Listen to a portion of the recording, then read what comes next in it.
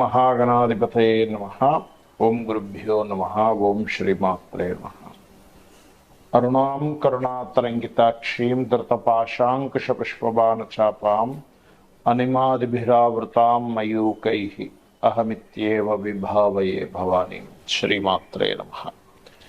ప్రేక్షకులకి ఆ లలితాంబిక అమ్మవారి యొక్క అనుగ్రహం పరిపూర్ణంగా కలగాలని మనస్ఫూర్తిగా కోరుకుంటూ మనం ఈరోజు ప్రతి రాశి వారికి లేదా లగ్నమైనా సరే ఆ యొక్క మంచి లక్షణాలు. మకరం వారికి మకరం పట్టు అంటారు, అంటే ఎక్కువ పట్టుదల ఉంటుందండి వీళ్ళకి. మకరం వారికి సర్వసాధారణంగా ఏంటంటే వర్కాలిక్స్ పట్టుదల అధికంగా ఉండేటువంటి రాశి ఇది. అయితే ఈ యొక్క రాశిలో ఉండేటువంటి నక్షత్రాలు కనుక చూసుకుంటే, లగ్నమైన రాసిన నక్షత్రాలు చూసుకుంటే, ఒకవేళ లగ్న నక్షత్రంగా కూడా తీసుకోవచ్చు దాన్ని కొన్నిటిని లగ్నం నుంచి తీసుకునేటప్పుడు. ఉత్తరాషాఢ నక్షత్రం వారికి మీరు కనుక గమనించినట్లయితే తండ్రి గారు కొంచెం లైఫ్లో ఎక్కువ అప్ అండ్ డౌన్స్ చూశారని బలంగా చెప్పచ్చు. కాకపోతే వీళ్ళు ఉత్తరాషాఢ నక్షత్రంలో పుడితే ఒక హుందాగా ఉండడానికి కష్టపడి ఆ స్టేజ్కి వస్తారని కూడా చెప్పచ్చు. అలాగే వీళ్ళలో ఉండేటువంటి ఇదేమిటంటే వీళ్ళని వీళ్ళే ప్రొజెక్ట్ చేసుకోవాలి. మకర లగ్నంలో పుట్టినా మకర రాశిలో పుట్టినా వీళ్ళే ధనం వీళ్ళు వేరుగా ఉంటారు. అలాగే ఉత్తరాషాఢ తర్వాత శ్రవణ నక్షత్రం వారికి కొంచెం వీళ్ళకి అతి మంచితనం అధికంగా ఉంటుంది పాజిటివ్ కోణం చూసుకుంటే. దానివల్ల కొంచెం మోసపోవడం కూడా ఎక్కువ జరుగుతూ ఉంటుంది వీళ్ళ లైఫ్లో. మరి ధనిష్ట నక్షత్రం వాళ్ళకి చూసుకుంటే కనుక వీళ్ళ లైఫ్లో పడినటువంటి డక్కా ముక్కల వల్ల కొంచెం ఎక్కువగా ఫైట్ ఎక్కువ చేసేటువంటి లక్షణాలు వీళ్ళ పెరిగిపోతూ ఉంటుంది. అయితే ఇక్కడ ఈ రాశిలో జన్మించినటువంటి వారికి సీక్రెట్ సైన్స్ 2-11 అవుతాయి కాబట్టి ఎవరికి చెప్పకుండా బయటికి తెలియనియకుండా మకరం వారు బిజినెసెస్ చేస్తుంటారు. అంటే ఎవరికి చెప్పకూడదు, ఒక్కసారిగా రివీల్ చేయాలి.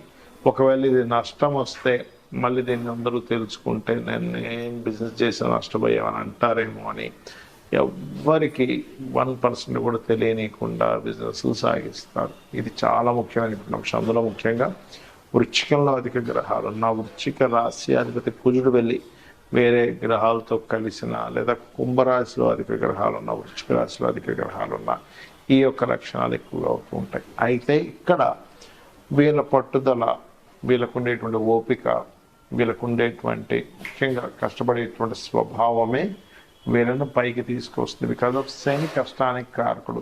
సుఖంగా మనం పైకి రావాలనుకుంటే రాజు గుర్తుపెట్టుకోండి. అయితే వీళ్ళు ఎక్కువగా అమ్మవారి ఆరాధన కనుక చేస్తున్నట్లయితే 100% వీళ్ళ సక్సెస్ రేట్ అనేటువంటిది పెరిగి తీరుతుంది. అందులో ఎటువంటి సందేహం లేదు. ప్రతి ఒక్కరికి కూడా ఒక చీకటి కోణం ఉంటుంది. ఆ చీకటి కోణం అనేటువంటిది వాళ్ళ యొక్క అష్టమాధిపతిని బట్టి ఉంటుంది. అంటే మీది ఉదాహరణకి మేషము లేదా వృషభము, మిథునము, కర్కాటకం ఇలా అనుకున్నాం.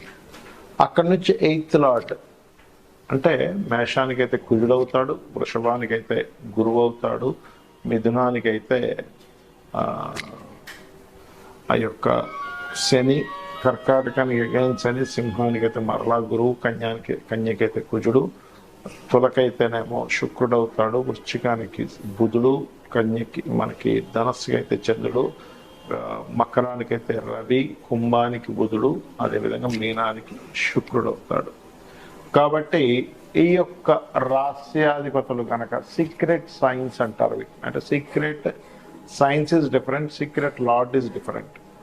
అంటే మీ యొక్క జాతక చక్రంలో అష్టమాధిపతి కనుక బాగుంటే మీ లైఫ్లో ఆ సీక్రెట్ అనేటువంటిది ఎవరికి తెలియదు, గుర్తుపెట్టుకోండి.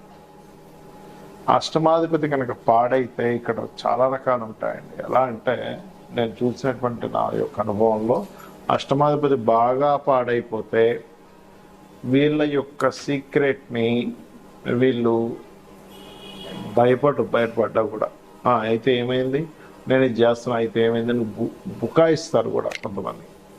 ఇది 8th లార్డ్ పాడైనా 8th హౌస్లో పాపగ్రహాలు ఉన్నా అంటే ధైర్యం ఉంటుంది.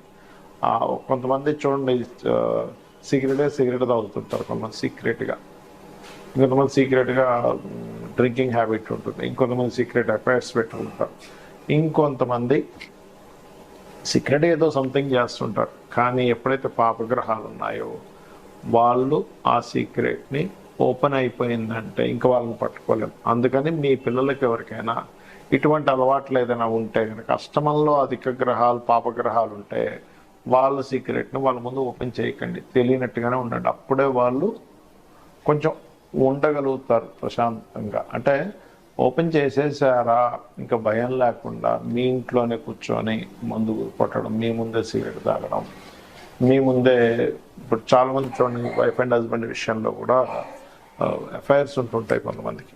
ఇప్పుడు అప్పుడు ఏం జరుగుతాయంటే చాలా కేసెస్లో వాళ్ళకి కొన్ని అంటే కొన్ని విషయాలు తెలియడం వల్ల వాళ్ళకి అడిగేస్తారు డైరెక్ట్గా. అవును అయితే ఏంటి ఇప్పుడు నువ్వు ఇలా చేస్తున్నావు, నీ ప్రవర్తన ఇలా ఉంది, నేను ఇలా చేస్తున్నా అంటారు. కాబట్టి అష్టమంలో కనుక పాపగ్రహాలు ఉంటే వాళ్ళని అనవసరంగా మీరు అది మానిపించేయచ్చు, ఇది అడిగేస్తే వాళ్ళు ఆపేస్తారు అనుకుంటే అది తప్పే. వాళ్ళు ఇంకొంచెం ఎక్కువ చేస్తారు, గుర్తుపెట్టుకోండి. ఇది చాలా చాలా చాలా ముఖ్యం. అలాగే వ్యసనాలకు సంబంధించిన విషయంలో 12వ స్థానాన్ని పరిశీలన చేయాలంటే 12వ స్థానంలో ఏ గ్రహాలు ఉన్నాయి, 12వ అధిపతి ఎలా ఉన్నాడు. ఎంత బలంగా 12వ అధిపతి పాడైతే అంత వాళ్ళు వ్యసనానికి గురైపోతారు. ఇది డ్యామ్ షూర్గా జరుగుతుంది. కాబట్టి అష్టమంలో ఉండే గ్రహాలకి 12వ స్థానంలో ఉండే గ్రహాలకి మీరు రెమెడీ చేసుకోవాలి. ఇప్పుడు అంటే ఆ గ్రహాలకు సంబంధించిన దానం ఇవ్వడం, ఆ గ్రహాలకు సంబంధించిన పదార్థాలు గోవుకి తినిపించడం, ఇవి చేయాలి.